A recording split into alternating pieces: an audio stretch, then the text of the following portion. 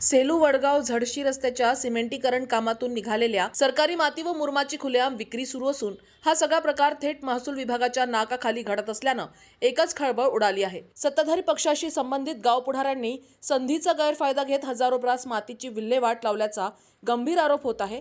रस्त्याच्या खोदकामातून निघालेली माती व मुरुम ही शासनाची मालमत्ता असताना ती नियमबाह्य पद्धतीने प्रत्येकी 3000 रुपये प्रति ट्रक दरानं विकली जात असल्याचा धक्कादायक प्रकार समोर आला आहे।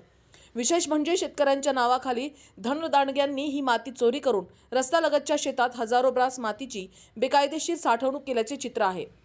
एकीकडे एखादा शेतकरी स्वतःच्या शेतासाठी एक ब्रास माती किंवा मुरुम नेण्याचा प्रयत्न करतो तेव्हा मंडळ अधिकारी आणि तलाठी तत्काळ कारवाईचा बडगा उगारतात। ट्रॅक्टर जप्ती, लाखो रुपयांचा दंड, नोटिसांचा पाऊस ही कारवाई क्षणाचाही विलंब न लावता होते। मात्र याच महसूल विभागाला हजारो ब्रास मातीची सर्रास चोरी दिसत नाही का, असा संतप्त सवाल या निमित्ताने उपस्थित केला जात आहे। या प्रकरणाबाबत वृत्तांच्या माध्यमातून प्रशासनाच्या निदर्शनास वारंवार आणून देऊनही कारवाईसाठी अजूनही मुहूर्त सापडलेला नाही, ही शोकांतिका आहे।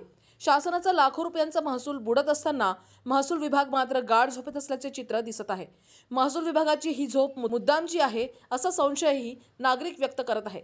सरकारी माती विक्रीचा हा गोरखधंदा थांबविण्यासाठी जबाबदार अधिकारी कारवाई करतील का, दोषींवर गुन्हे दाखल होतील का, की नेहमीप्रमाणे हे प्रकरण थंड बसत्यात जाईल, याकडे आता संपूर्ण तालुक्याचे लक्ष लागले आहे।